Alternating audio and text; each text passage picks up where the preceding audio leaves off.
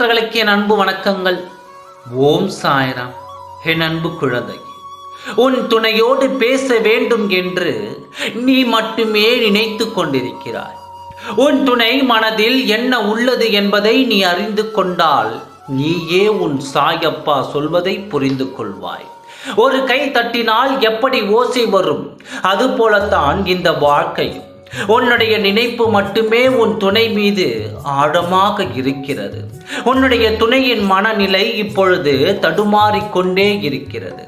இக்கரைக்கு அக்கறை பச்சை என்பது போல உன்னுடைய துணையின் மனம் தடுமாறிக்கொண்டே இருக்கிறது. அவருடைய தடுமாற்றத்தை போக்கி உன்னிடம் கொண்டு வந்து சேர்ப்பதற்கான ஏற்பாடுகளை நான் செய்து கொண்டே இருக்கின்றேன். உன்னுடைய வாழ்க்கை இப்படியே இருக்கிறதே என்று நீ கவலைப்பட்டு கொண்டே இருக்கிறாய். என் மீது நீ கோபமாக இருக்கிறாய். சாயப்பா, நான் சொல்வதை எதுவும், நான் நினைப்பது எதுவும் நடப்பது இல்லை என்று நீ சொல்கின்றாய்.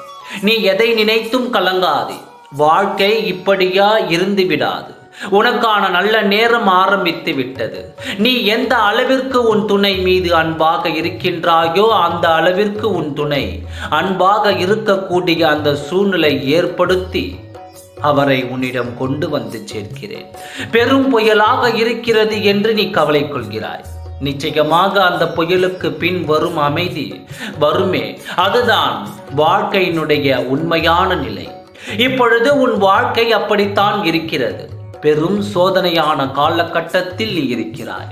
என்ன செய்வது என்று தெரியாமல் விழி பிதுங்கி நிற்கிறாய். கவலைப்படாதே.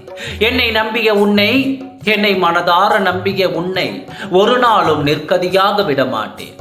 உன் துணை எந்த நிலையில் இருந்தாலும் அவரை இழுத்து கொண்டு வந்து உன்னுடைய கைகளில் சேர்ப்பேன். அவரை கட்டி கொண்டு வந்து உன் கையில் ஒப்படைக்கின்றேன். நம்பிக்கையோடு இரு. உனக்கு எது கிடைக்க வேண்டுமோ அது நிச்சயமாக கிடைக்கும். உன் சாயப்பாவை நம்பிய யாரையும் நான் ஒரு பொழுதும் நிற்கதியாக விடமாட்டேன். சில நேரங்களில் கால தாமதம் ஆகிறது என்று மனம் உடைந்து போகாதே. உனக்கு கிடைக்க வேண்டியது நிச்சயமாக கண்டிப்பாக கிடைக்கும். இது உன் சாயப்பாவின் சத்திய வாக்கு.